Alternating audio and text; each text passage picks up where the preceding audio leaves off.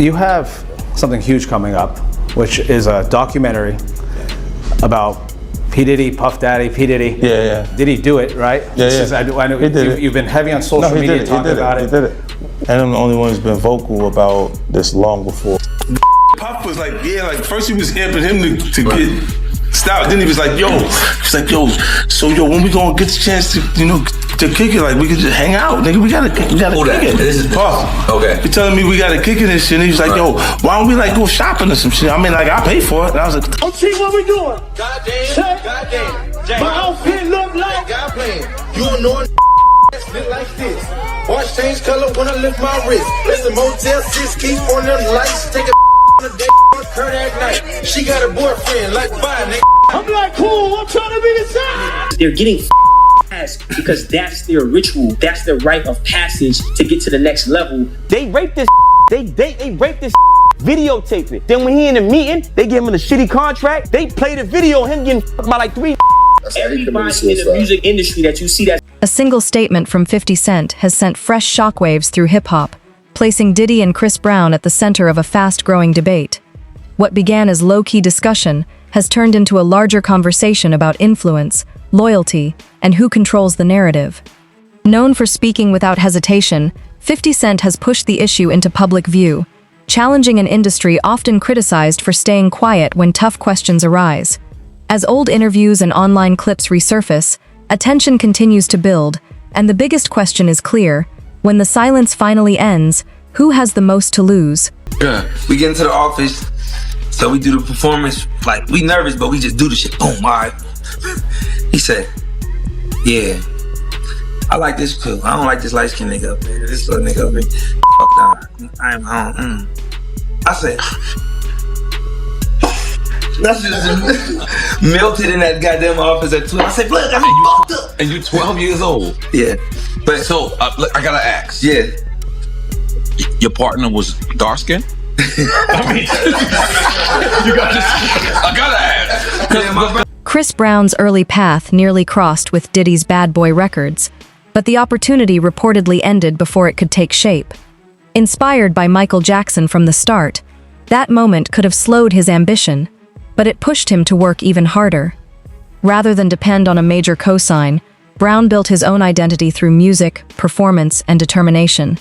Years later, when Breezy arrived, a reference to Diddy appeared to underline how far he had come on his own. What looked like a closed door may have become the turning point that strengthened his independence. Diddy and Meek Mill and all these guys. So what is that all about? Because deep, bro. Diddy might be out of here, huh? I think Diddy's out of here. Meaning like jail? Jail would be crazy, but I think like career-wise. Canceled, officially, done? Yeah, I think it's over. I think there's a difference between being canceled and being a criminal. Yeah, it's a big difference, right? Because I don't know if R. Kelly got canceled. They keep canceling me for raping. Yeah. Yeah, weird. And I'm tired of but that's what I'm saying. Yeah, and I'm tired of people going. I don't think it's canceling. People keep going like, there's smoke and there's fire. No, the house is burnt down, bro. Diddy is that guy. Yeah, like everybody from Cassidy to the stories to the guy that just did the, he went to court and he's suing him and Lil Rod. And it's like, bro, there's a lot of information out there that's not good from his security guy that was Michael Jackson's security, that was the first guy in the scene when Mike died, to allegedly they're saying Diddy shot some dude and left and they just basically clean it up for him. It's like, bro, there's a lot of nefarious. How much stuff is gonna come out with Diddy and Meek Mills? And bro, it's so crazy too. You guys know this. The moment somebody's like, man, he's done some from that moment on, every time you see a video and they just turn, you're like, oh, he's gay, dude. What are the actual facts of the story? Like, you've done some content on this. What do you actually know? I don't know that much. I just know that there's like a lot of accusations. There's some I guess Me Too-esque stuff. Obviously, there's stuff with Cassie. Maybe other people coming out. And but that being said, I think he just won a lawsuit with his like liquor company. So that he was at a, I don't know if that's even public, but I rumors on the street he just won a... He settles racism lawsuit against Yeah, it might be even for like a couple billion or something like that. Oh, shit. So he basically just got to stay out of jail. And then he can go off into the sunset. Well, he settled with Cassie in like a minute, and that was his girl for like a decade or so. I don't know if he settled with her in a minute. Like, in order for that information to hit the blogs, they're probably going back and forth for a while, and then he's not paying. And she's like, I'm talking. Well, I'm going to talk. And then they're like, no, you're not. Okay. And then she did, and now 30 million. Yeah. Just to be like, shh. Within 24 hours. Wow. Yeah. She went public. Wow. Not even 24 hours. And then she came back and she said, we were able to settle things out, or I don't know what the words was she used. But, you know, I'm all these other things that's going on with the guys and Meek Mill. Who called them out, by the way? Forget about Tate, but which rapper was it that went after... is it 50 that he has a problem? Who is the person that always goes after? Well, 50 is always going after. 50 is the man. But 50 is, and if you're on 50's bad side, bro, God bless you, man. May God protect you, because he is not letting that foot off your neck ever. Yeah, with Floyd, Ja Rule, Floyd Mayweather, he does not play games, bro. Also, one of the most charismatic dudes I've ever met. No shit. So 50's developing a documentary on Diddy allegations, vows to donate proceeds. Wow. Sexual assault. Can you hold it? When is this? Dude, this guy's a troll. He is unstoppable, man. Yo. This guy. I remember when he was doing the stuff with Mayweather. It's like, here, put the alphabet. I want him to read a book line. One page from a Harry Potter book. Yeah. He was like, I'll donate 100, 500,000. And these are both New Yorkers. They were best friends, though. They were best friends, too. Like, what was really the falling out? Like, that's his business, man. I'll let him explain that to you. But like, they were really close. So that's, I think, is it a public story or no? I don't know exactly. I don't know. I know he talked to me about something, but I let him share his business. Yeah. To me, there's a part about 50 that gives me a man's man vibe. Bro, he is. That's the vibe I get from him. And even the way he edifies Eminem. You just gotta love the way he edifies Eminem. Just a lot of respect. A loyal dude who really understands people from a young age. From a very young age, understood social dynamics. Like, he told me, he was like, yeah, when I was like 12 or 13, I was raised by like old heads, and I was just observing them. You don't get to talk a lot when you're with the old dudes. You're just kind of watching the power dynamics, watch how things work. Man, he told me some crazy story. I don't know if I can share, but I don't think he would be upset. He told me some story about, like, when he first got out of prison or something like that. Like, he had like a crew of guys, and he went from being the dude on the block to potentially being lower now, because other dudes rise when you get locked up, but he still had his crew. So he was getting paid whatever he was getting paid to be part of the organization. And he said in the beginning, he started taking all the money that he was making, all the money that he was getting paid, not in the beginning, after he got out, and he would pay it to his guys, so his guys wouldn't think that he wasn't still the man. So he's making zero, right? But his guys, he still needed them to realize, yo, he still got it like that. And he just understood at a very like basic primal human level what he needed to maintain the loyalty, the hierarchy, and the power position. And I'm like, you're like 17 at this fucking time? How the fuck do you understand that? So it's no surprise to me when I see him thriving in these different industries, but also like not at all sacrificing who he is. Like, he's still a wild dude on the internet and in Hollywood producing films. Like, he can really kind of say whatever he wants. It's quite impressive. I told him the first time I saw him, I was like, bro, what do you have on all these dudes in Hollywood? Yeah. And he's like, man, I don't even know what you're talking about.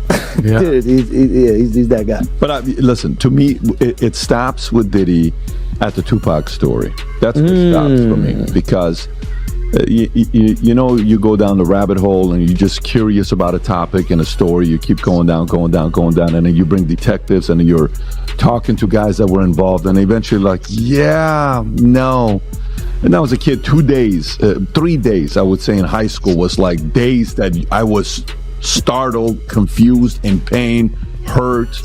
Magic getting engaged when he came out and did the HIV positive interview. Yeah. It was Michael retiring and he's stepping away from the game, and it was Tupac getting killed. Yeah. Those 3 days were the days where it's like, you, as a kid, you follow those stories. And I think, I don't know, a lot of people have Diddy's influence behind Tupac and Biggie, but I'm convinced I'm convinced guys like 50 probably have. I'm convinced the people that have the actual facts and influence on who was behind it, but for whatever reason, they're not coming up. That's the thing I always said. I was like, listen, if 50 don't like you, there's a reason. If 50 is out here not liking you, there is a reason. He's not just waking up going to hell with this guy. Yeah. Like, well, you saw that. You know what I mean? And by the way, and you saw the interview where they were interviewing 50, and he's like, it's a podcast, and he's like, this dude during a podcast with 50, and Diddy was like, yeah, daddy, let's go shopping, and he's like, what the are you talking about? I'm not gonna let another man take me shopping. What are you talking about? And like, he just doesn't play these games. He just is upfront and honest, and he doesn't play. But that's a really good point. 50 don't like you, man. I'm looking into it. Yeah, exactly. I'm looking into it. Is this it? Is this when he said that? Yeah. I looked at him like, what you just say? Let me move, man, before I do something. You gonna make me mess up the wedding. Oh, that's a nice gesture. Let me get out. No, dude, take me. That's what a guy says to a girl. I asked 50 about that. And he said you did the same thing to him. You asked him to take him shopping. Yeah. I thought he needed some clothes. He told me to take. Yeah, no, we're good. We're good. Yeah, that's a good response. Yeah, Well, Schultz, you know, someone that made a cameo in that video right there was your guy, Charlamagne. I know you've done a ton of content with him. I think you guys did some content recently when you asked him about the Diddy allegations. Yeah. How'd that conversation go with Charlamagne? What are your thoughts on him? Oh, I mean, Charlamagne's the GOAT, man. Charlamagne's the GOAT. We've been doing Brilliant Idiots, a podcast, for over like 10 years now, maybe 11, 12, I don't even know. But yeah, he's just the man. He's just the man. To be able to like maintain, being at the top is hard. And to maintain your spot at the top for over a decade. Oh no, even longer. I forget exactly how long Breakfast Club's been doing.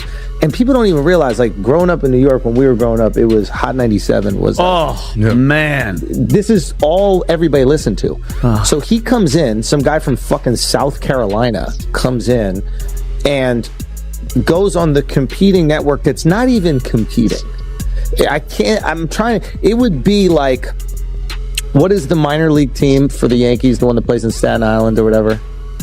Nobody even knows. There's a team there's like the AAA team, whatever. It would be if that team ends up replacing the Scranton Yankees. Wilkes-Barre Rail Raiders, Riders, some shit. Yeah.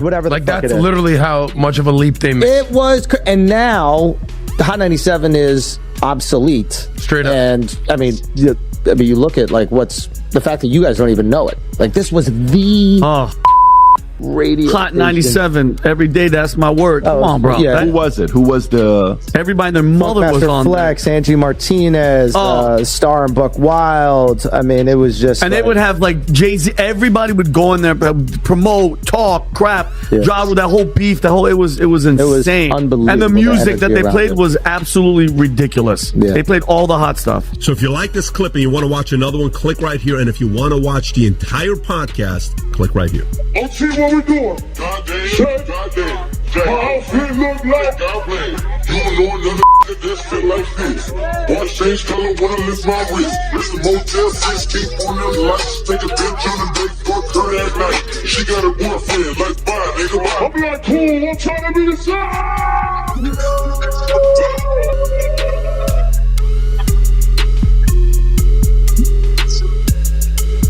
What once existed only as online whispers is now gaining wider attention. Unverified stories linking Diddy to a secretive network have circulated for years, often built on fragments, anonymous claims, and speculation rather than confirmed evidence. Now, podcasters, former associates, and public voices are bringing those conversations into the spotlight, comparing them to other influential circles. While none of these claims have been established as fact, the lack of clear answers continues to fuel public curiosity. As attention grows faster than verified information, the biggest question remains: will the truth become clearer, or will the speculation grow even louder? We still here, we still doing it. Let's keep it going, brother. Happy to be here. Hey, I had to bring you back, man. The people love you, man. So, it's only right to bring you back. But I want to get right into it, right? Why do you think Diddy haven't been indicted yet? Listen here, bro. It's a term in the legal field that you could indict a ham sandwich, but the Southern District of New York has a 98.2 conviction rate. All right, for those who don't know, if you got 100 people, only 1.28 or something like that, 1.8, only 1.8 has won against them. So now, what they do, they already got the witnesses, they already got the people, because let me just say something. With the trafficking thing, it only takes one witness to convince the jury. One witness.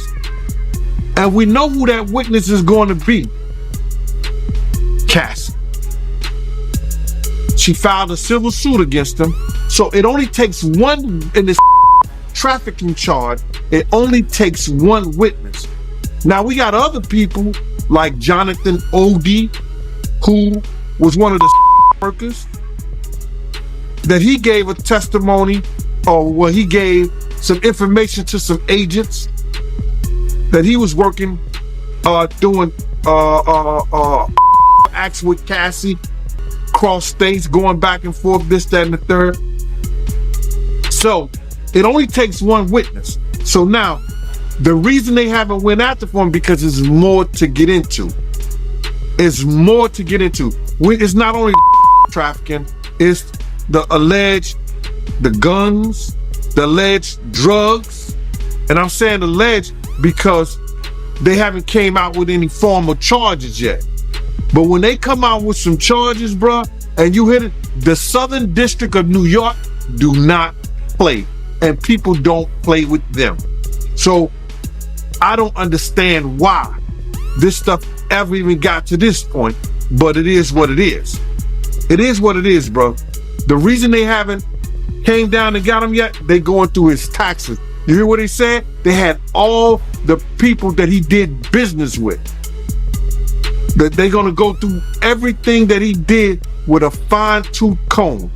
And when they set that and they get what they call discovery to his lawyers, he either say, I'm gonna take the time, because if he go to court with it, 9 times out of 10, he gonna spend the rest of his life behind bars. So the reason they haven't did it at this point, it's a lot of paperwork, bro.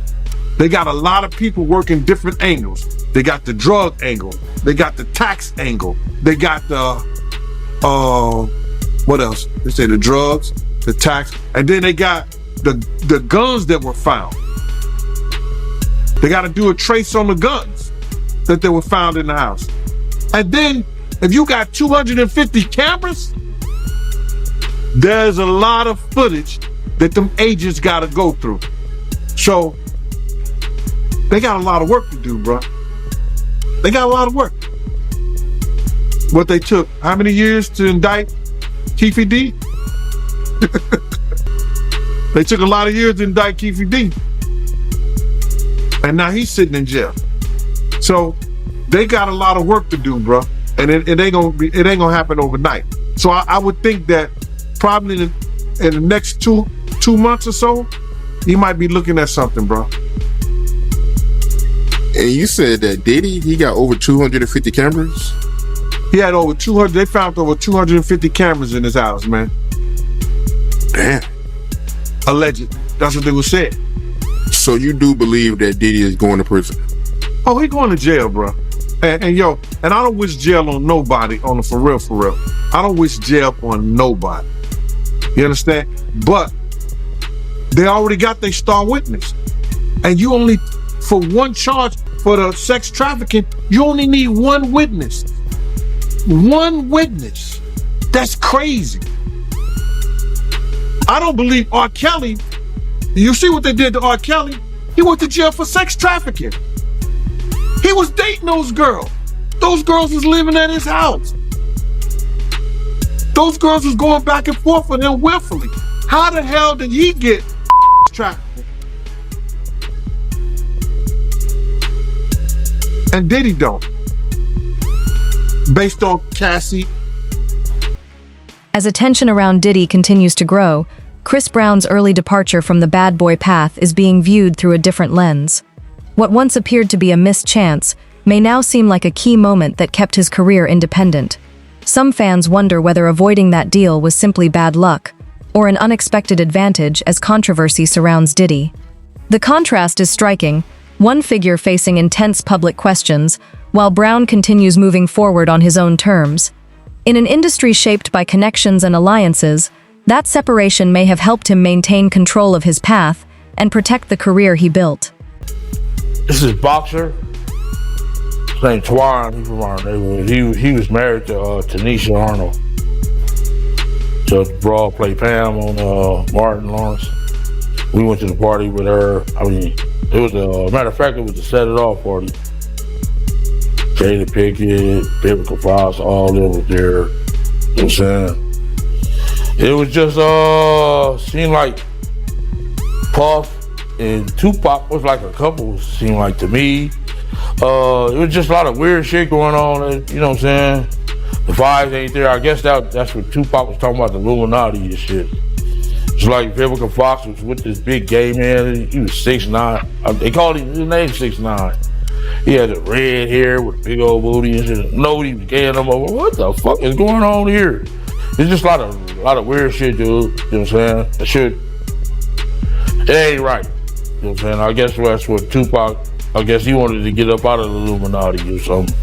But I seen her there. Matter of fact, MC Lyte pulled off with Tanisha Arnold. You know what I'm saying? In her brand new 560, black one. Yeah, that shit weird, dude. Yeah, that's some weird ass shit going on, you know? Yeah. And what was Tupac doing at the party, yo? Him and Puff was there together. They was there, you know what I'm saying? That's why I don't know how they fucking fell out or nothing like that. They was road dogs, you know what I'm saying? They even got pictures of him. He got on that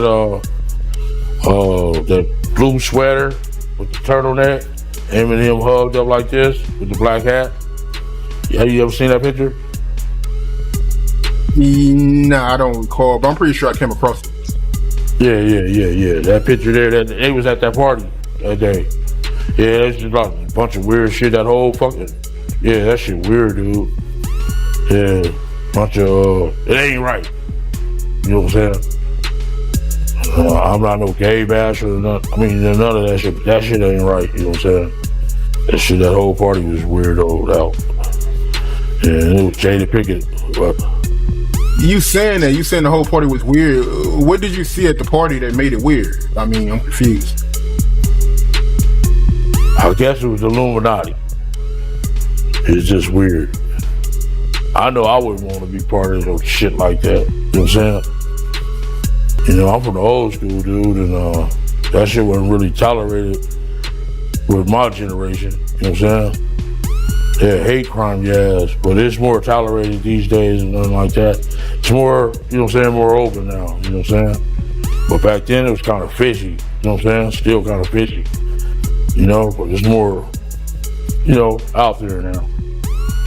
The incident y'all had with Warren G and Kid Frost, tell me about that, my man. Okay, Kid Frost had gave a party at the House of Blues. One of our big homeboys wanted to go with us, you know what I'm saying? So he went with us and he said, "Ooh, you ladies have fun." In both Miami and Los Angeles, we're not sure about the charges yet. Right. But it's looking bad.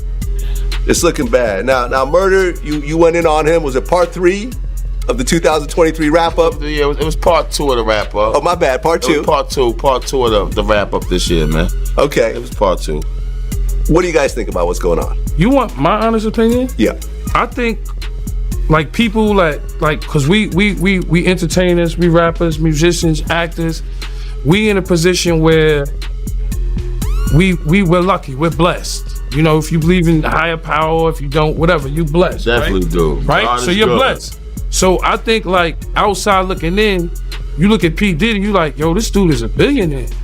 And then it's like, all right, cool, when you catch a case and you got all the shit going on, people look at you like, yo, you stupid. What the fuck you was doing that for? Wrong or right. If you didn't do it or if you didn't do it, that's what people is gonna do, because they look at you like, yo, you in a position, because there's people in the hood that wish they was in a position like you to be an entrepreneur. The same thing as Kanye, like with the Kanye West niggas ain't been the same since he did all that shit. But he might look at it like, fuck it, I'm Kanye, I could do what I wanna do. But at the same time, there's people that look up to you that want to go to the store and purchase your sneakers and want to fuck with you and look up to these dudes. So it's like, you know, that's like a nigga in the hood that catch a stupid case. Niggas like, yo, that nigga was stupid. That nigga was on the block. It was Thursday, Tuesday and Thursday, you know, Taz out. It's the same type of shit. So if you got a certain amount of money and people, because there's more people that don't got it that do got it. We agree, right? Yeah. Of course. Right? Definitely. So people in the hood that don't got it is like, yo, Diddy is stupid. That's what niggas is gonna say. Cause they wish they was in a position where they was a billionaire. And then you're gonna have niggas that side with them, industry niggas that got money with them, and it's gonna say whatever they wanna say, politically correct. The shit about me and Murder and 50 is we not politically correct. I never had industry friends. Yeah. So for me, it's weird to even be friends with rappers. So I don't care. I never got no money with P. Diddy. You gotta understand, me meeting P. Diddy, 50, that's the meeting that 50 said, yo, we gonna meet P. Diddy just because of the Biggie shit, but I'm not that. And he sat down and was scared of Preem and them. So you gotta understand, people don't understand the history of 50 and Diddy and what really happened in hip hop, and how is hated niggas, and we always been hated. You understand? But I came in the game with this nigga. That's why niggas say, yo, you loyal. Nah, nigga, there need to be loyal niggas in the world. If you came in the game with a nigga, you put your lights on, that's the nigga you gonna with. So I never been to, like I said, a P. Diddy party, a nigga Jay-Z brunch. I never been to that. I know I'm never gonna be. And it's cool. You gotta accept some things in life. You understand? But with P. Diddy, like, come on, nigga, like, what do you think is gonna happen when you got $1 billion and you just fucking with random hoes? When 50 Cent speaks, his words often land with purpose, measured, pointed, and designed to shift the conversation. Rather than treating the moment as simple drama, he frames it as a look at how influence can be maintained through loyalty, pressure, and silence. Mentions of unseen material add to the public intrigue, suggesting that certain details may still be unknown. His focus appears to move beyond individual names and toward the wider industry culture that can protect powerful people for years. That leaves a bigger question hanging over the story. If influence relies on secrecy, what happens when the silence finally gives way?